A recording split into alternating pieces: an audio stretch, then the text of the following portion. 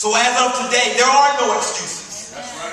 As of today, there's nothing you can say that there are no excuses to say of why you can't accomplish all that God has called you to do here on this earth.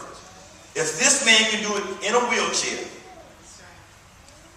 partially paralyzed, fully not to be paralyzed, but right now partially paralyzed, you guys have no excuses. So I encourage you this morning, do whatever you have to do to find what your purpose is. If you come here long enough, you're going to find your purpose. Not only will you find your purpose, but you're going to walk in your purpose. So I encourage you this morning, do whatever you have to do to find that purpose and walk in that purpose to be and do all that God has called you to do.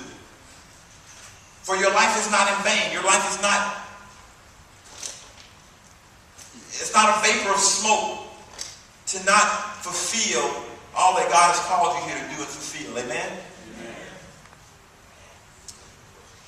Do you guys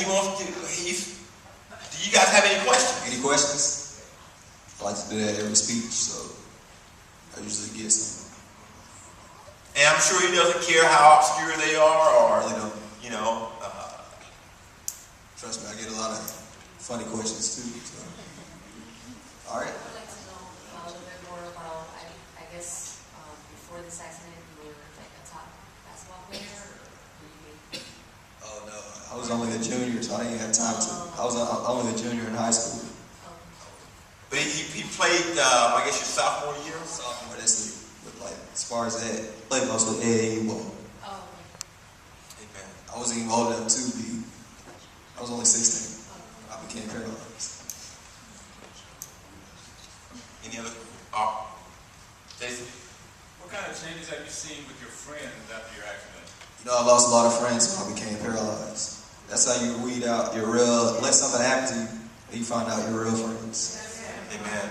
Amen. I have 4 good ones, so like, I consider them brothers. But yeah, I lost a lot of friends when I first became paralyzed. Like, it's just, like mostly girls were there for me than guys. I used to hang out with a lot of guys. Find out that mostly girls were there for me than the guys. I don't know why that is. Oh, you saying guys are fickle, huh?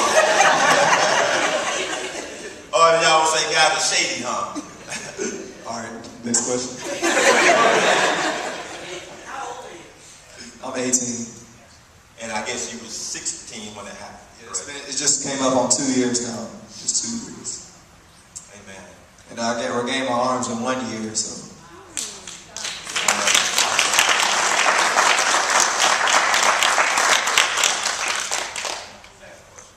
All right. You and your friends and your cousins was all in the car. Did y'all ever think something like this would happen, that you never get in an accident?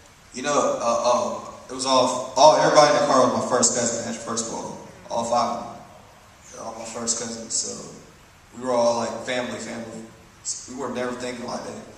We were blasting music and just going about our business. Like, I never expected it in life. I didn't even know what paralysis was. I saw a documentary on Christopher Reeves, and you know what? You know what's crazy? I think I jinxed myself because I was talking to my friend like 2 weeks before I became paralyzed, and I saw a documentary on Christopher Reeves. He asked me what would I do if I became paralyzed. I said I would kill myself. And 2 weeks later, I'm paralyzed. God has kept you. God has protected you. God has watched over you. Not only that, I believe God has made you stronger now than you were before. You know, I keep telling myself that mentally, like I'm becoming a better man. I'm becoming a man now. I'm not a kid. I don't consider myself a kid. My mom didn't think I'm a kid, but I'm not a kid. I just want to find out, at the time you were in Jamaica, and I've been running around so I didn't hear everything. I just want to find out if you were where you're supposed to be, or were you out disobeying, your parents or whatever. I don't know the situation.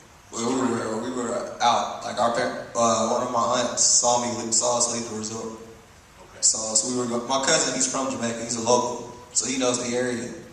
He was just speeding and driving. He accidentally went on the wrong side of the road. Went into a semi truck, broke the car in half. So like he knows the country. So I was with my cousin. He's a local. Kim. The friends you lost, do you think it's because the lack of knowledge of what happened to you, or they just couldn't deal with it? You know, like at first, like when I first came back to high school, a lot of people were crying in the hospital. They would come cry. I think they just couldn't believe that somebody can't move. Like one of my friends, well, old friends, he said if he was in my position, he would just get up and walk. I think like I'm looking at him like he's crazy. They don't understand. Like it's probably lack of knowledge, and they don't understand why I can't just get up and walk. Even now, they can't understand.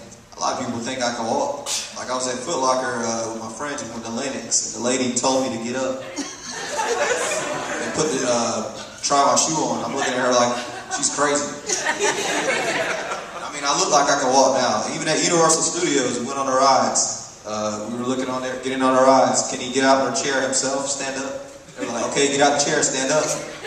I had my friends pick me up and put me on the rides. Were you hurt by that? I mean, is that really offensive, or just,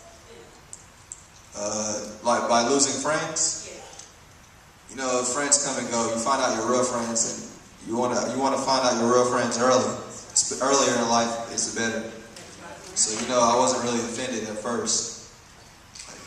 I'm glad that I found out who's who. You know. Nicole? What about the other cousins that were in the car? The ones who didn't pass away, how are they? You know, I haven't really. Mentally they're messed up. Like, I haven't even talked to them really. I haven't been able to really discuss we don't really communicate. I communicate with the driver that was driving. He was in a coma for about maybe 2 months. You know, he's not walking, he's doing good, so communicate with him. But the rest of them, like, it's hard for them to see me like that and they didn't know they were in the car with me. That probably mentally does something to him. And then one of them, his little brother died in the accident. He's the older one. He was sitting in the front seat and nothing happened to him. He made it out. They said he flew out his car seat. He was still strapped in when the car broke in half. So he's really blessed, you know.